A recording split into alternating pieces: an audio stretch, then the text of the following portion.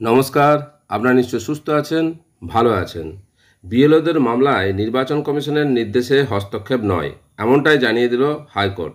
সোমবার কলকাতা হাইকোর্টের বিচারপতি অমৃতা সিনহার এজলাসে এই সংক্রান্ত মামলা উঠলে বিচারপতির নির্দেশ, রাজ্যে এসআইআরের কাজে বিএলও হিসাবে প্রাথমিক শিক্ষকদের নিয়োগ করা যাবে।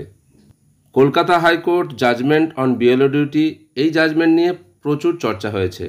এই জাজমেন্টে তেমন কিছু নেই। সুপ্রিম কোর্ট ও কলকাতা হাইকোর্টের বেশ কিছু পুরনো জাজমেন্টের রেফারেন্স তুলে এই একই বিষয় বলা হয়েছে।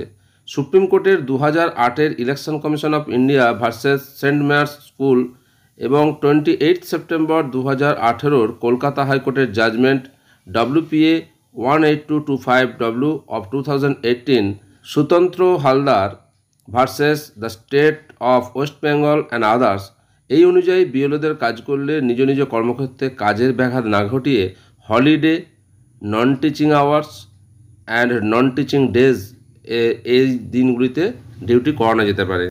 এই একই বিষয়গুলি এক্ষেত্রেও বলা হয়েছে। এছাড়াও আদালতের যুক্তি, ভোটের কাজ করা প্রাথমিক শিক্ষক সহ যে কোনো সরকারি দপ্তরের কর্মীদের চাকরির শর্তের মধ্যেই পড়ে। তাছাড়া বিএলও হিসাবে কি কি কাজ করতে হবে তা এখনও পর্যন্ত বলা হয়নি। বিএলওদের কি কাজ করতে হবে তা এখনও পর্যন্ত নির্দিষ্ট করে দেয়নি কমিশন।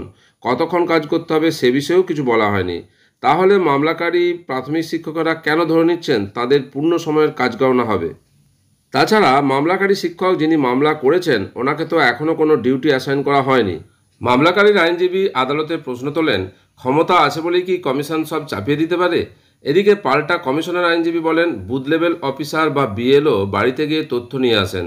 কমিশন কখনোই একা সিদ্ধান্ত নেয় না, স্কুল কর্তৃপক্ষের সঙ্গে কথা বলে সিদ্ধান্ত নেওয়া হয়। সবাইকে ডাকা হয় না, পরিস্থিতি বিচার করে সবটা করা হয় বলে জানান তিনি।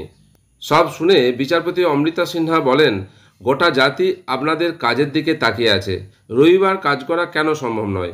আপনার উপরেই সব কাজ দেওয়া হবে এমন আশঙ্কা কেন? এদিন মামলার নিষ্পত্তি হয়েছে হাইকোর্টে। গত সোমবার অর্থাৎ 4 আগস্ট কলকাতা হাইকোর্টে বিএলও ডিউটি সম্পর্কিত যে মামলা ছিল সেই মামলার শুনানিতে বিচারপতি অমৃতা সিনহা যা নির্দেশ দিয়েছেন তা আপনাদের সঙ্গে শেয়ার করলাম। আপনারা সকলে সুস্থ থাকুন, ভালো থাকুন।